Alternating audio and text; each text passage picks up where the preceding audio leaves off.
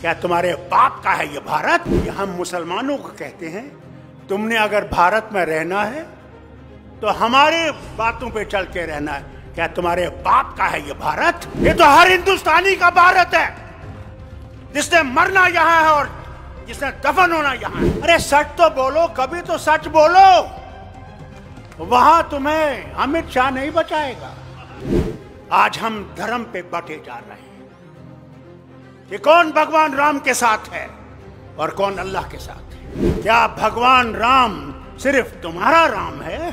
तुम्हारी पुस्तकों में लिखा है कि भगवान राम विश्व के भगवान हैं। उनको निकालो जो इस देश को गुलाम बनाना चाहते हैं, जो हिंदू को अलग खड़ा करना चाहते हैं, मुसलमान को अलग खड़ा करना चाहते हैं, सिख को अलग खड़ा करना चाहते हैं। आज हम ये सोचते हैं मोदी को निकाल के मैं प्रधानमंत्री बनूंगा। अरे पहले तो उसको निकालो, फिर प्रधानमंत्री की कुर्सी की सोचो। क्या हम इनको हटा सकते हैं? तो मैं इनसे कहना चाहता हूं, तुम गलतफहमी में हो, इस गलतफहमी को दूर करो।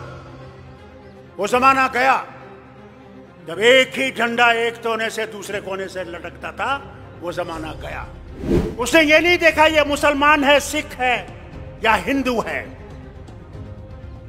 उसने गोली चलाई कि ये हिंदुस्तानी है और मैंने इस हिंदुस्तानी को मारना है। यहां कहते हैं हमारा संकल्प है कि हर जगह बिजली होगी, हर जगह तार होगी।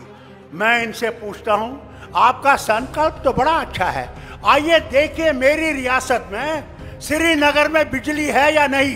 गांव की तो बात ही नहीं। कि देश को बचाना है और देश को उनसे बचाना है जो कि देश को तोड़ रहे हैं। ये आसान नहीं है।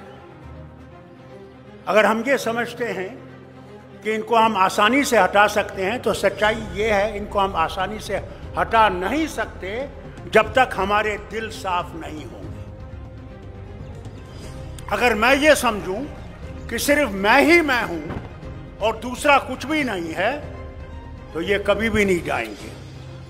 अमित शाह साहब ने सही कहा, 50 साल ये रहेंगे। अगर हम लोग जो यहाँ स्टेज पे बैठे हुए हैं और इनके नेता जो हैं, जब तक वो ये नहीं सोचेंगे अगर देश को बचाना है तो हमें अपनी जमात को भी कहीं ना कहीं कुर्बान करना है। अगर हम अपनी जमात को कुर्बान नहीं करेंगे और ये समझेंगे कि हम इनको हटा सकते हैं, तो मैं इनसे कहना चाहता हूं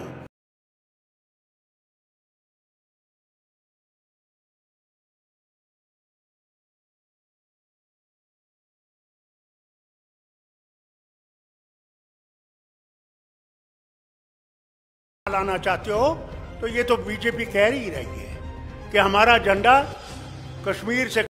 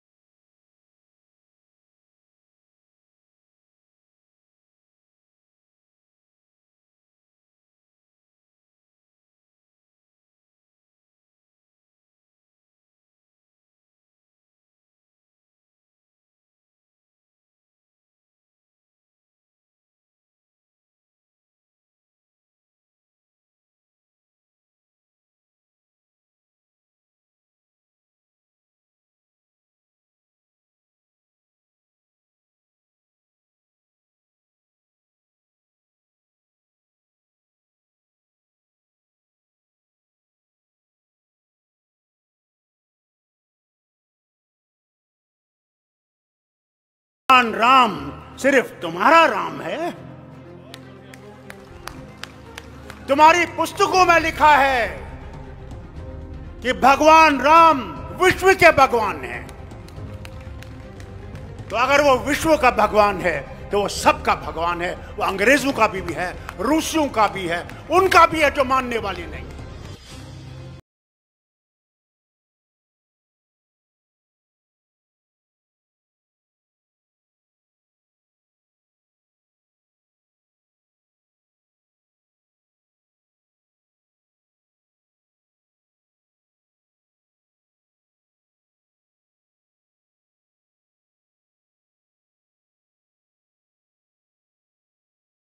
तो वो नहीं कर सकते, यहां नहीं जा सकते, वहां नहीं जा सकते। ये हम मुसलमानों को कहते हैं, तुमने अगर भारत में रहना है तो हमारे बातों पे चल के रहना है। क्या तुम्हारे बाप का है ये भारत? ये तो हर हिंदुस्तानी का भारत है, जिसने मरना यहां है और जिसने दफन होना यहां है। उसके जलाके के बाद भी उसकी जो खाक है वो जमीन में मिल जाएगी। कि अगर हमने देश को बचाना है, पहले अपने आप को कुर्बान करना है। इस देश के लिए हमने कुर्बान करना है, कुर्सी के लिए कुर्बान नहीं करना। कुर्सी देश देगा और देश ही कुर्सी देने वाला है।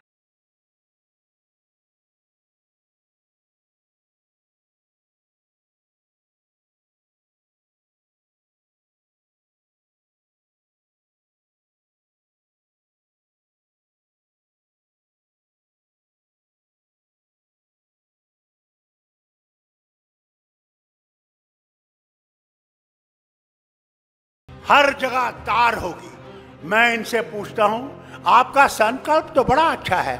आइए देखिए मेरी रियासत में श्रीनगर में बिजली है या नहीं। गांव की तो बात ही नहीं। अरे सच तो बोलो, कभी तो सच बोलो। क्या डर नहीं है मरने का? जो आया है उसने जाना है। वहां तुम्हें अमित शाह नहीं बचाएगा। अपने भगवान को पहचानने की कोशिश करो। कोई धर्म बुरा नहीं है, इंसान बुरा है, धर्म बुरा नहीं। मेरा ईमान है कि हिंदू इतना ही मेरा भाई है जितना मुसलमान है या सिख है या ईसाई है। मैं इनसे कहता हूं, अगर ये वापस आएंगे तो अल्लाह ही जाने इस मुल्क का क्या होगा, वो खुदा ही जानता है। ये देश ऐसे उठेगा कि कभी आपने देखा नहीं होगा। और मरने से पहले मैं जरूर वो देश देखूंगा जिसे मैं कहूंगा, गांधी तेरा देश बन गया, शेख अब्दुल्ला तेरा देश बन गया, नेहरू तेरा देश बन गया, आजाद तेरा देश बन गया। और जिन्होंने कुर्बानियां दी हैं, जो काले पानी में मर गए, जलियांवाला बाग में मर गए, उनसे भी जाके कहूंगा, तुम इस देश के लिए सो गए, मगर आज वो देश तुम्हारी मेहरबानी से जिंदा है। जय हिंद, जय हिंदुस्तान। मेरे साथ जरा जोर का नारा दीजिए, जय हिंद। अरे हाथ उठा के, क्या मर गए हो?